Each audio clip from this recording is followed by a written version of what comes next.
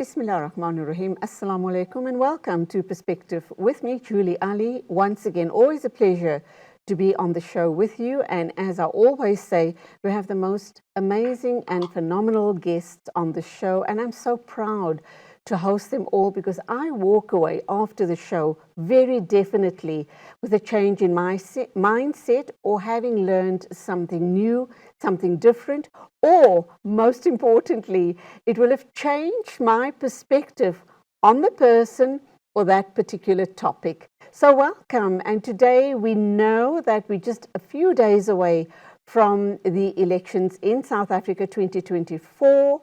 That also means that we need to be proactive. We need to go out and make sure that we put our crosses next to the right candidates if we want change in South Africa.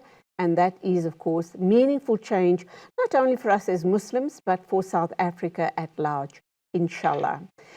And my guest today is none other than Rafeeq Hassen. He is a candidate for a political party. I think it's called 4M4C. He will correct me on that one if it is the wrong name that I have given out, but I do think I'm right on that name.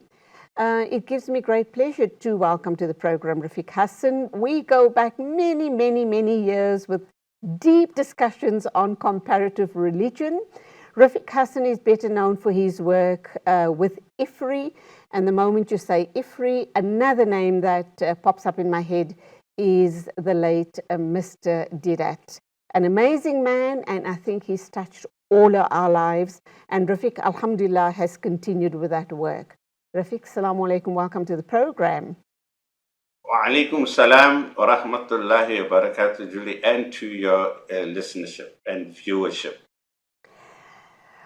Talking with you today brings back lots and lots and lots of memories on the very deep discussions you and I have had on different platforms regarding religion and comparative religion. And I must thank you indeed deeply from the bottom of my heart that you definitely changed my perspective on religion. Alhamdulillah, I view it differently in a more holistic and a very beautiful way. So shukran for that. And for many, many, many years, you have been involved in Dawah work with IFRI. Just for the purposes of this program, give us a brief overview of why you were a qualified pharmacist. You changed track in your life and you decided to do Dawah work with IFRI. Talk to us why you made that decision and what was that work all about before we talk about your new journey in life, and that, of course, is politics. So let's start with IFRI first. All right. Bismillah ar-Rahman ar-Rahim. Alhamdulillah Rabbil Alameen. Wassalatu wassalamu khataman nabiyyin wa ba'd. And, thank you, Julie, for that. I think for starting, it's not just I left pharmacy to join IFRI, I say, because IFRI came much more lower down in my career. But yes, you are right to say I left pharmacy full time. I had my own pharmacy, which I was owning in Durban for about 12 years, a retail pharmacy. But then I left it, and you mentioned, so prophetically, you mentioned Sheikh Ahmed Didat Rahimullah. And I left pharmacy to join and sit in the seat of Sheikh Ahmed Didat Rahimullah. I remember he took ill, he had a stroke. And I was getting calls from him and many others because now there was a vacuum at IPCI. And, he sent a message with his son. Others were telling me, because I was already, while I was in the pharmacy, Julie, pharmacy was just part-time, believe it or not. I was still full-time, most of my time going in Dawah with the Kwamasu Muslim Association and into Zuma. We built a masjid. We used to go in Ramadan during the heydays of apartheid, 80s. in the conflicts between IFP, ANC to go for Taraweeh, take the people home, gunshots going around. So we were doing a lot of da'wah already while I was in the pharmacy, and my good wife was taking care of the pharmacy most of the time when I was doing these other things. So, and then came this when Sheikh Didat Rahimullah had a stroke, and then they felt, and lots of people said, look, you go in there because you're in the field. I attended I was very close to Didat, by the way. My uncle, Maulana Sema Rahimullah. So you want to know a bit of my life. You know, I grew up in Newcastle in the 50s, so I'm giving my age away.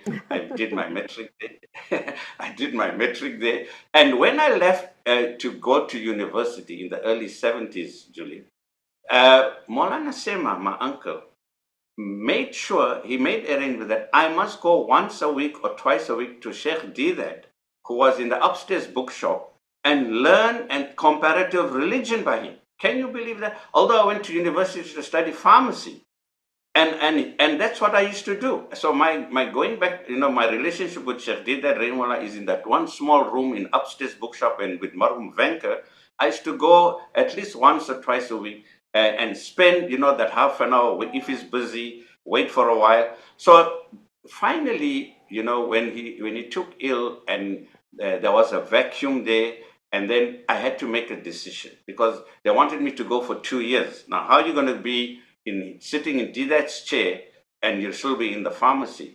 And so that's where I was in Dawah. You know, in Urdu, the Dawah is medicine. So that's when I left the Dawah and joined the Dawah full time. All right. And I sat in Sheikh Didat's chair for 2 years. I still had one of the conditions, I must meet him also once or twice a week at home, you know, and see him in bed. He used to communicate with his eyes. And then after 2 years, they said, you've got to spend another 2 years. We want you more. And then I spent another 2 years, and then they're renewing it for another 2 years. And I told him, no, now I must give someone else. I spent 5 years, Julie. I spent 5 years at IPCI. Alhamdulillah, it was sitting, filling big boots, you know, which you cannot fit the shoes of Sheikh Ahmad Didat. I tried my best, alhamdulillah. And it was a good exposure to me. And that is where from there I carried on and formed IFRI. So that's how IFRI comes in, the Islamic Interfaith Research Institute, okay? So then IFRI, we are now almost 12, 15 years in the Dawah full-time, alhamdulillah. But, you know, I want to say that along the way I had many mentors, you know. I liked what you said in your introduction, and this is a very important point you made, that we should always have this attitude. What can I learn from the next person? You know, they say the most dangerous person is the one who doesn't know that he doesn't know. Mm-hmm. And they say the process of learning, the real starting point of learning is to realize that I have to unlearn some of the things I have learned. Unless we're not prepared to have this attitude, and you said it at the beginning, you have changed your mind and position in many things. That is a real student. That is what Islam demands of us. That we must wear the truth. You know, knowledge is the lost property of a Muslim. Nabi Sallallahu Alaihi Wasallam said.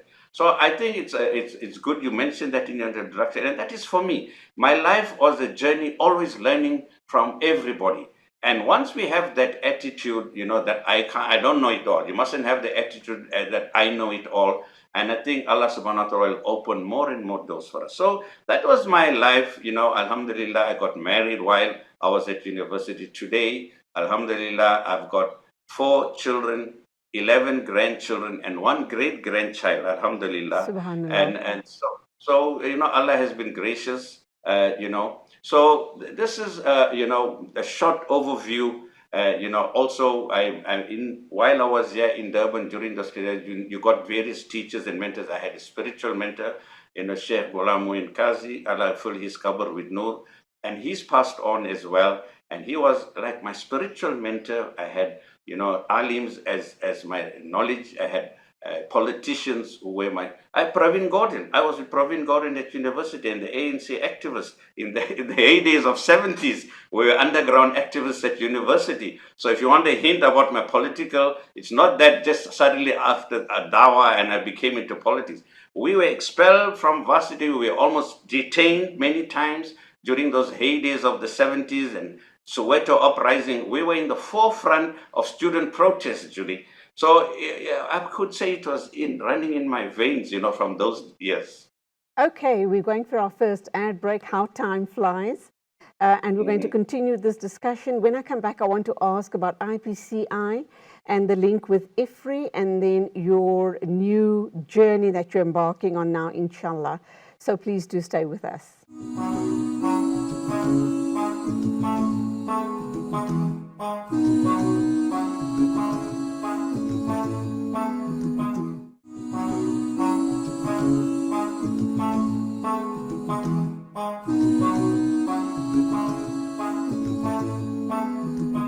Bismillah ar-Rahman ar-Rahim. Welcome back. My guest is Rafeeq Hassen.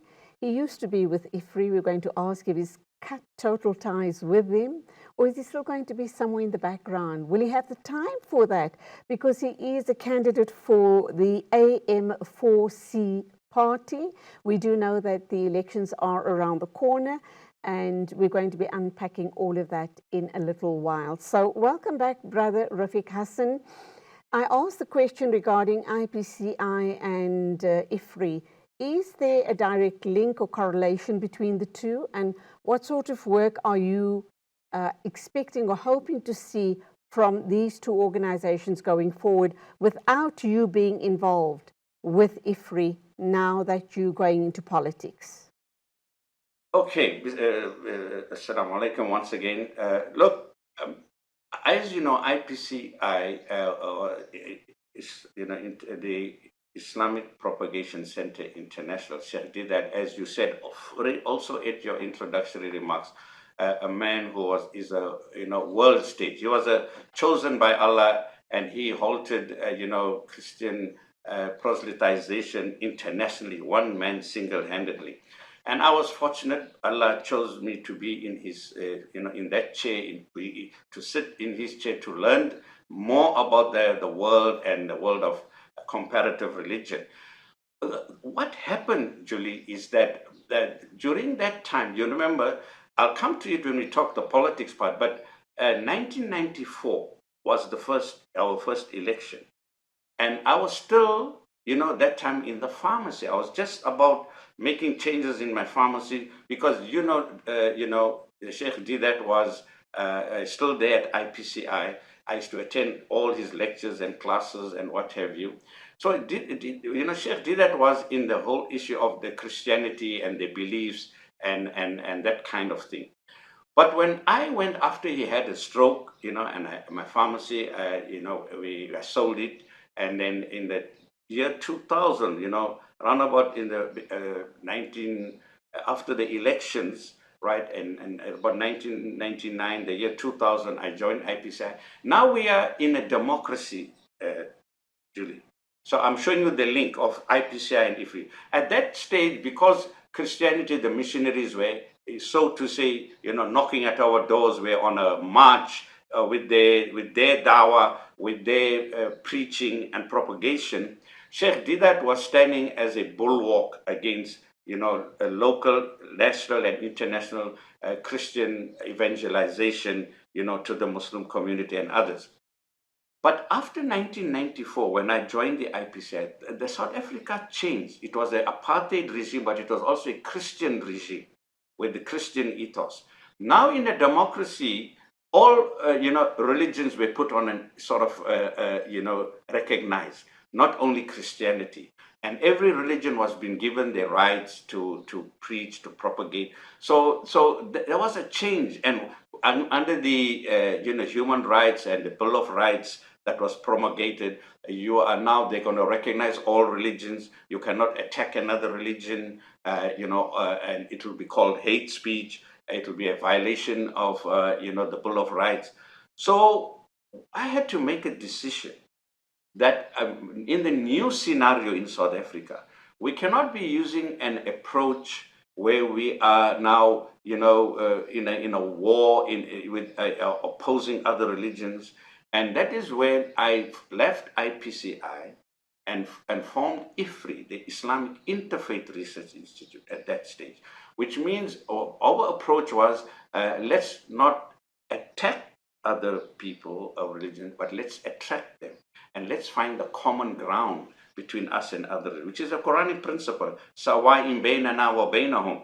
You know, I had a program running on ITV thanks to the management of ITV, the people of the book, you know.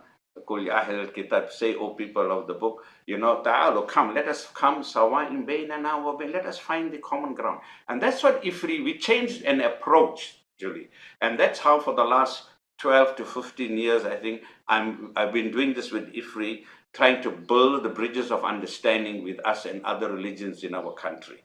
So that what brings us here, and this obviously brings us now. I'm still here at IFRI, by the way, and then we can talk about what brings us to the election. But maybe, you know, I can tell you that this is not the first time I went into election. 1994, just to start the discussion on politics. Julie, are you aware that in the 1994, the first democratic election, Imtiaz Sooliman, Dr. Imtiaz Sooliman, who's from the Gift of the Givers, and myself were the two people that were again coerced and pushed into the arena. Where there was a group of people who formed the AMP at that stage, 1994. If you look at the ballot papers, there were 26 parties in the first democratic election.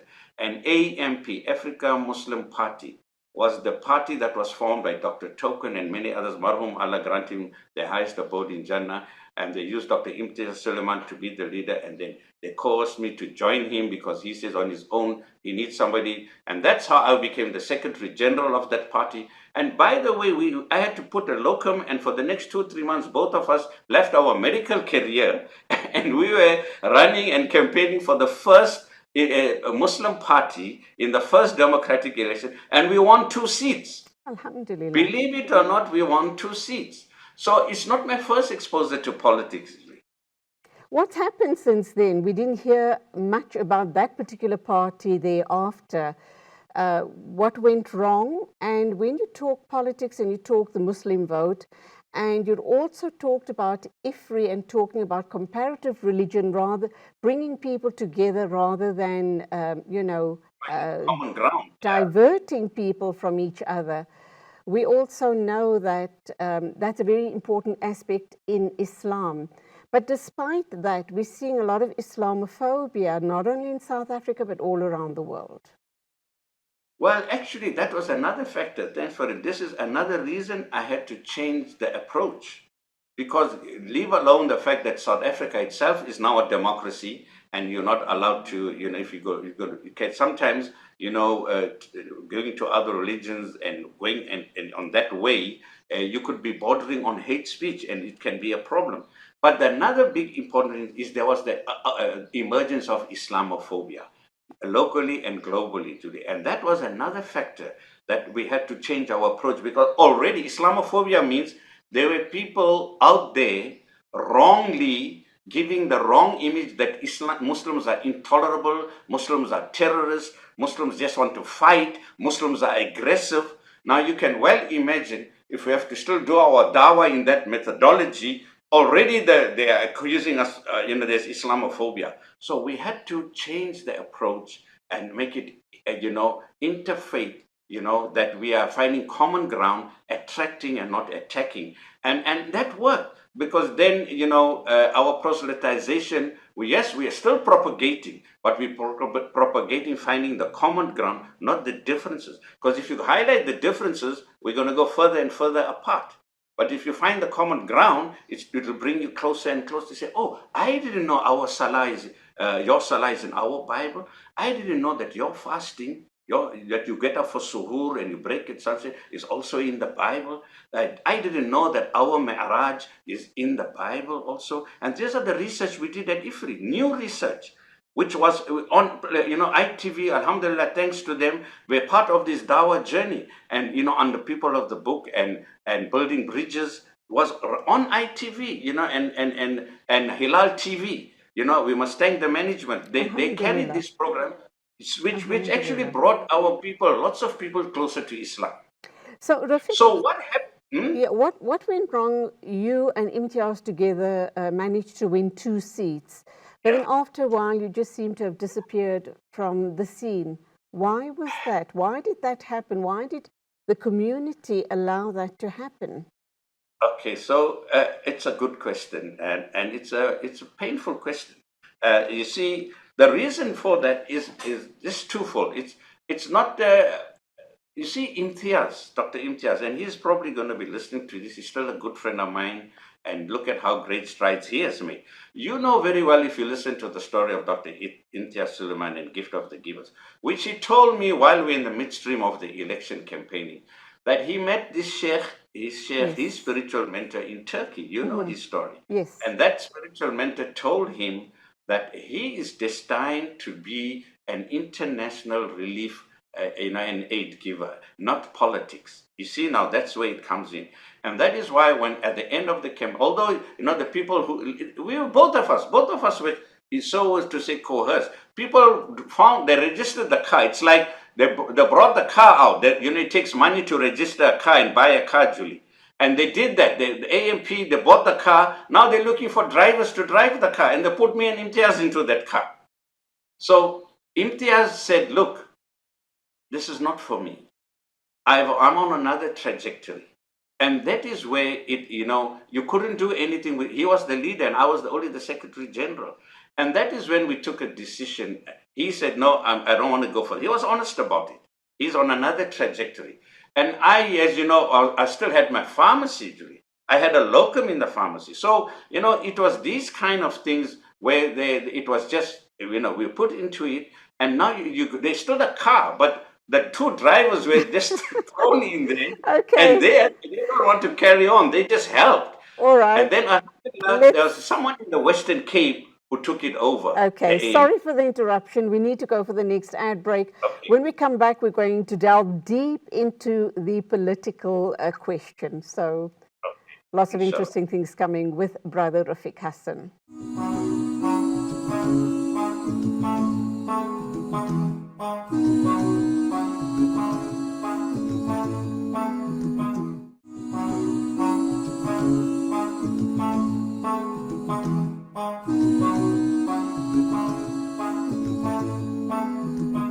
Welcome back. My guest is Rafeeq Hassen. He's a candidate for the political party AM4C.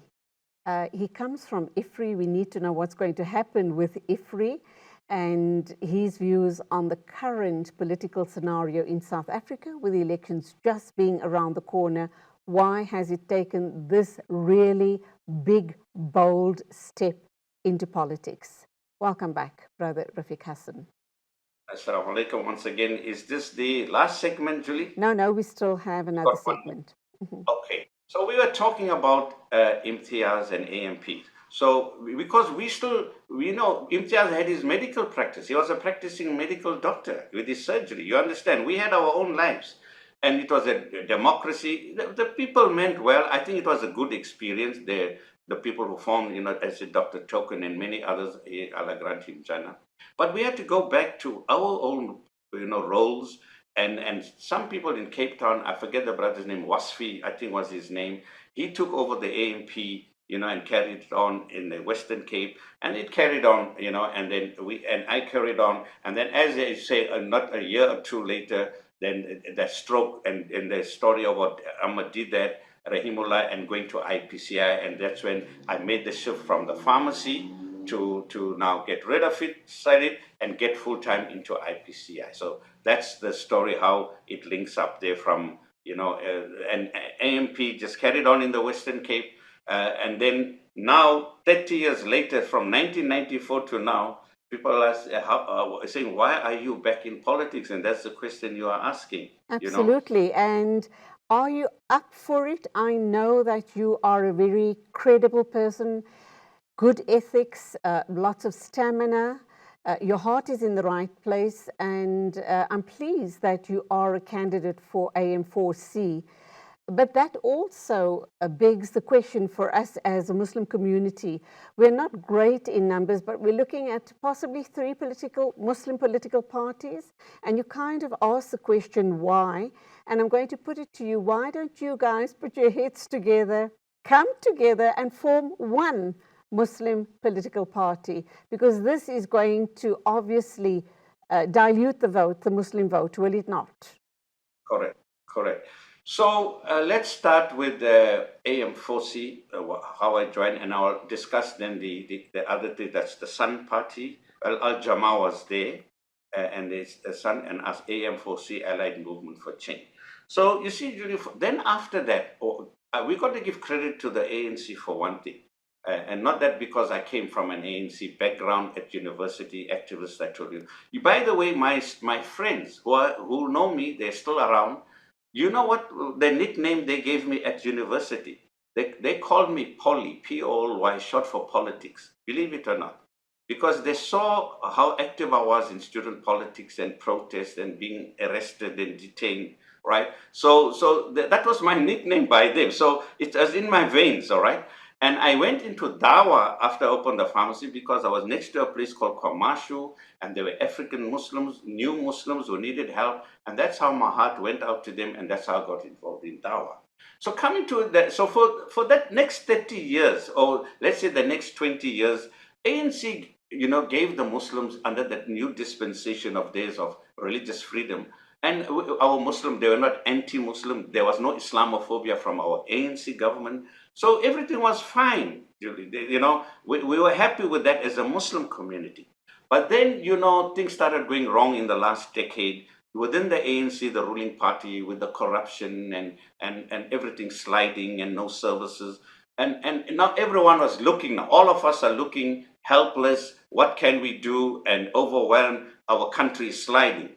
And there comes now this election where Sumak breaks away from them as well and forms the MK. Now, why am I talking all these things? Because now it means the ANC has lost ground from its people, from its own people. It may not get the 50%. We're going to go into coalition politics now. You understand? Because they're not going to get an outright majority. That's the predictions going ahead.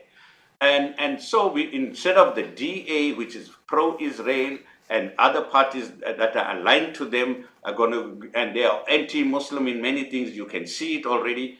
What are we going to do? Because while the ANC was there, we still had a protection, but no more now. So what happened? We were watching everything, and then, Ahmad Manzoor Sheikh Imam, he formed the AM4C, the Allied Movement for Change. It was a party that was a local party. It's a long story. And he took it over. It was given to him by a man called Roy Bulla. It was a local, for 10 years. It's a 10 years registered party. And he's 10 years in parliament on the NFP ticket, which was a breakaway group from the IFP. I was following him. He's a bold speaker, Palestine rights and human rights. A very, short, young, short man, small stature, but they say dynamite comes in small sizes. And we all admired him. And there, lo and behold, I see him in my office. He comes right here to my office. And he tells me, you know what, Sheikh Rafeeq, I want to talk to you.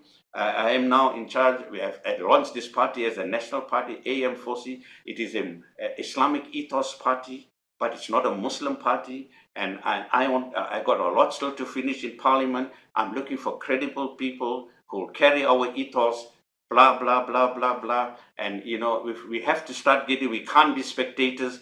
We have an opportunity to be involved. And that's how he convinced me. And knowing the man he is, who I used to admire, he stood up. He's the one who was the one who made the Palestinians come in without a visa. He brought that motion. He's the one first who table to bring them, downgrade the Israeli embassy. He fought for the police rights. I was following him for all these things.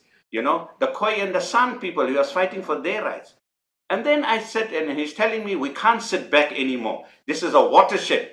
After 30 years, this is our new 1994. Now look how he's talking to me. So I had to rethink, Julie.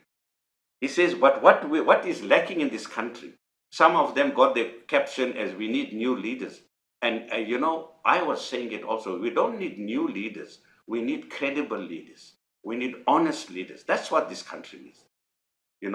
So, and then he made me think, and he says, look, I'm looking for credible people because we need strong leadership right now at this point in time.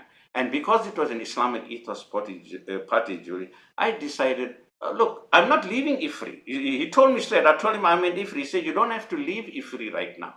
We are just going into an election. Help me, with your credibility, Let's get the Muslims to understand how important it is to have a Muslim voice in parliament.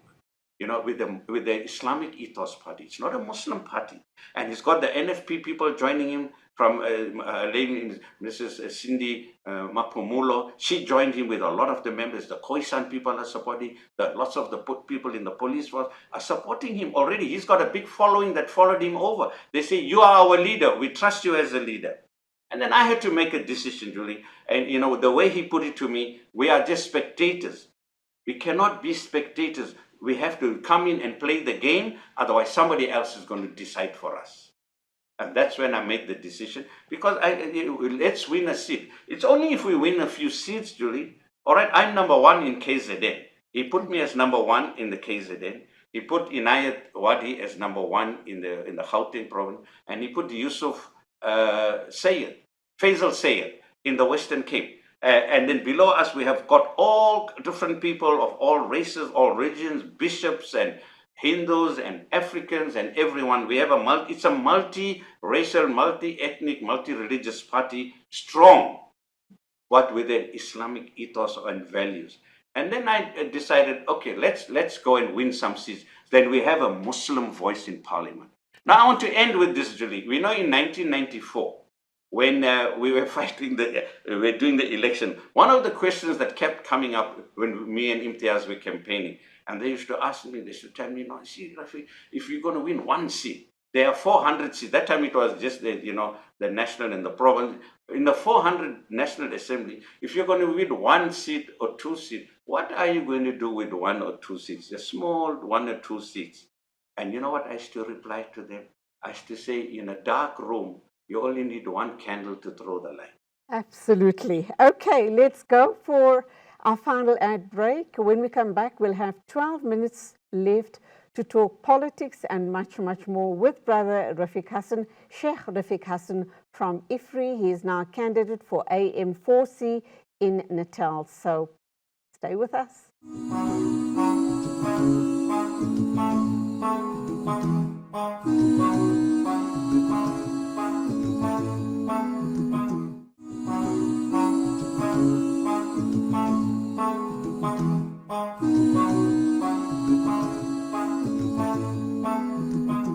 Bismillah ar-Rahman ar-Rahim. Welcome back to our last segment on Perspective this morning with Sheikh Rafeeq Hassen. He's from IFRI and he's now just recently joined politics. He's a candidate for the party AM4C. He's the Natal candidate, and he's going to try and tell us why we as the Muslim vote should go out and vote in our droves. Whether we vote for him or any other party, the importance of that vote. We do know that politics is a dirty game, but these are the type of people that give us hope, the Rafeeq Hassens of the world. Assalamu alaikum. Do you welcome back? Wa alaikum salam wa rahmatullahi wa barakatuh, and assalamu alaikum to the viewers. Yes, Julie, I want to answer the question before we go more into why I joined AM4C, because of its ethos, because it's a track record. You see, the good thing, although it may be a new party, the vehicle is new in the national and provincial. There are 3 ballot papers you say you're going to get. You're going to get a blue one for the national, you're going to get a pink one for the provincial, and you get now an orange one for the regional. So you got to put a cross in all 3 ballot papers. We are in all 3 ballot papers, in KZN, Gauteng, and Western Cape, and in the rest of the provinces, we are on the national ballot. Why I'm saying this is that, you see, at the end of the day, Julie, if we are not going to, now that we have the opportunity to have our own vehicle, right, and have our own voice. I told you I ended up the last episode, one candle can light up a dark room, a whole hall. Absolutely. And if you join another party, you have to toe the party line. Whereas here, we can give our values. We can convince others why we believe in these values and these principles, and our voice will be heard. Unfortunately, that there has been other parties. Al-Jama was always there, yes. And then, the Sun Party came out also very recently. But the difference is, although AM4C is a new on the national ballot, Ahmad Manzoor Sheikh Imam is a 10 years veteran politician. The vehicle is new, but the driver is old. The driver is seasoned. The driver is experienced. You get what I mean? Compared to the other ones. So let's get that. That's another reason motivating me to join him. You're not going to go and grope around what to do. He's already in 16 portfolio committees. He's already changed many laws in parliament. One man single-handedly. So it's working. So let's support him. That's why I think there are many issues which some of the other parties are supporting. I don't want to mention their names. They'll support LBGT, they'll support Israel, they'll support other issues which is against our Islamic principles. Whereas not with AM4C and not with Mansour. Although he was with the NFP, and that's why he really, till now he speaks very fondly of Magwaza, who was the leader of the AM4C, who took him under his wing. She was not a Muslim, but he tells me, Rafeek, this lady gave me full reign to run, be the spokesman in parliament for the values that I consider to be the values. And this is what this man has achieved. Now we try to have a unity. I want to mention a name, he may not want me to use it, Shiraz Ghani, is doing so much for the community. He called up a meeting, Julie. I must thank you for the platform. And I don't mind who you vote for. You can vote for Al Jamaa, you want to vote for Sun Party, you want to vote. I'm not here to tell you which party you must vote for. I'm just giving you, we are just sharing information. And you, the viewer, make up your mind. You see, he called up a meeting twice for the Muslim parties to form one, come under one banner. Either we come under the banner of Al Jamaa or the Sun Party or the AM4C. And I want the viewers to know, there were 19 people in that meeting, and 18 out of the 19 finally said, well, yes, we'll come under the banner of AM4C because Ahmad Mansour Sheikh Imam is a veteran, experienced, recognized in parliament, by all the politicians, and we will work under that banner. But lo and behold, a few days later, we get a call to say they're going to go their separate ways. So that be it as it may now.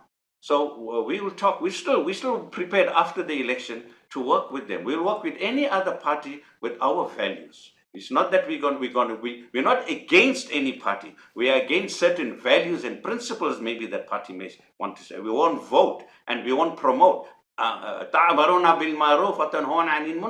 Quran is clear. This is our principle. Our value system, if you want to call it manifesto, is a Quranic manifesto. Enjoying what is good for society, and you'll promote and ally yourself, and you will make agreements with parties on Amr bin Maruf, on things that are good, and you will not join them, and you will oppose them if it's bad for society and it's not the right values. And that's what we're going to be doing today. So I think, it's very important. All I'm appealing is look carefully it's not only the vehicle. What is the problem with some of the ruling party?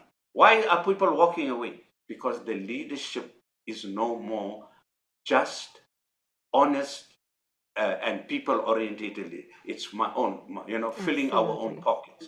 And so we need to find the right vehicle and the right leader. What this country needs, not new leaders, it needs honest leaders, leaders with integrity, leaders who are people's orientated and not self-orientated, Julie. Okay, Sheikh, let me ask you this question. I think it's on a lot of people's minds. I think we're kind of very disillusioned with politics, very especially over the past 30 years. As you've mentioned, corruption, no service delivery, the country is almost on its knees. Why should we go out and vote? Will it make a difference? It doesn't matter where we put our tick. Is it important? And are you going to urge all of the South Africans by way of this program and other programs of the importance of going out and voting? Yes, so you are asking a very important question, Joy. Now, I will answer the first part by saying, yes, we all must go and vote, but not the second part. Don't go and put a tick just anyway. You must go and vote, but be careful who you're giving your vote for. It's important. That's what I'm trying to say. So if we don't go and vote, that means we have lost the opportunity to give someone whom we know can make a change. You see, I told you the time has come. We cannot be spectators anymore. We have given the opportunity to be part of the match. You know, we're sitting and folding on our arms and watching a soccer match and say, hey, this fellow is not playing. He kicked the ball out. That's not a good defense. But the trainer said, come, I'll put you on the field. Come and play. We are given the opportunity to play the game, Julie. So go and vote for a party that who you know is honest and who is delivering. And Ahmad Mansour Imam Sheikh, he is the leader with a 10-year track record, number one. Number two, I want to tell the Muslims who don't want to go and vote, and the country is sliding. If you'll allow me to say this, Julie, when Nabi Sallallahu, some of us forget this aspect of our seerah of Nabi Sallallahu. When he went after 13 years of Dawah in Makkah Mukarramah, and he reached Medina to Munawwara, okay, after 13 years with a small band. After 13 years, he only managed to convince a small number of people.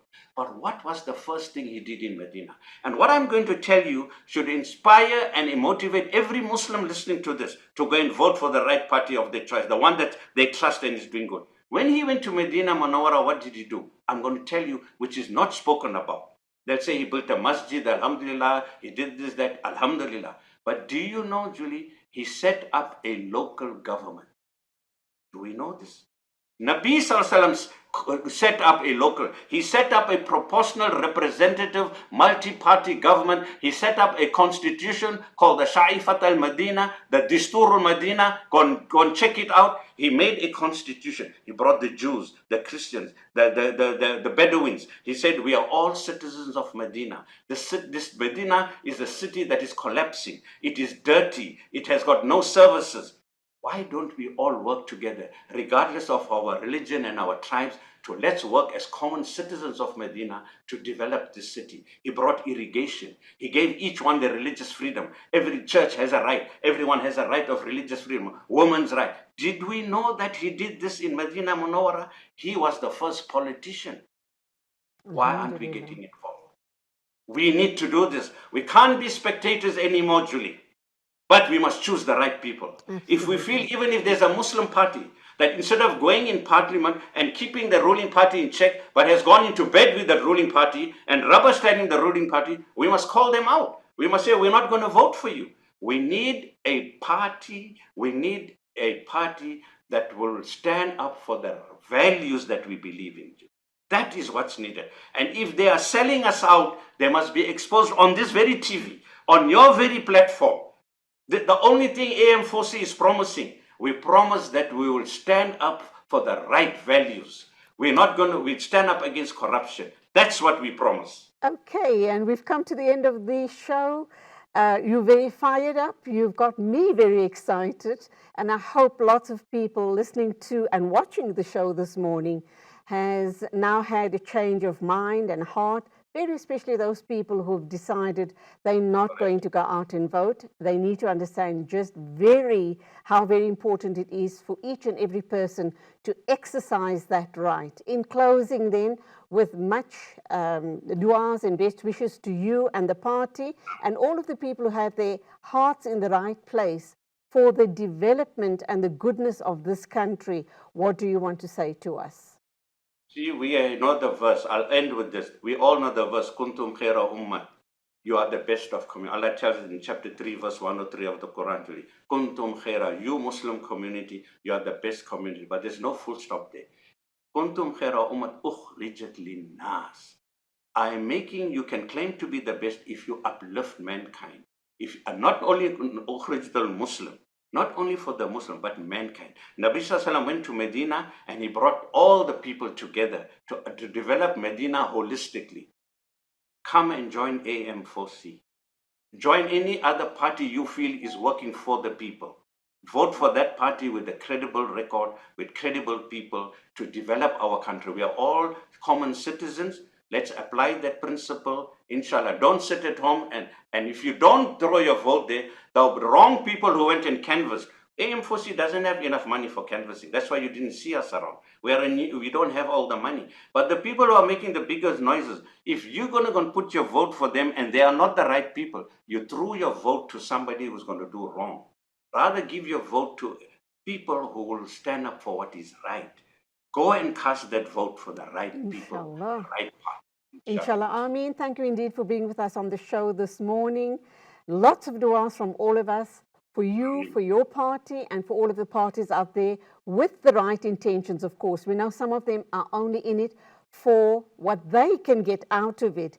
But for those people who have their hearts in the right place and have the best interests of the country at heart, let's make lots and lots of dua for a very trouble-free election going forward. Allah accept everybody's best efforts, best intentions, inshallah, and let's hope and pray this country will move forward in the direction that it needs to move. Shukran once again, good luck, and assalamu alaikum wa rahmatullahi wa barakatuh from me, Julie Ali, and all of my colleagues here at Hilaal TV.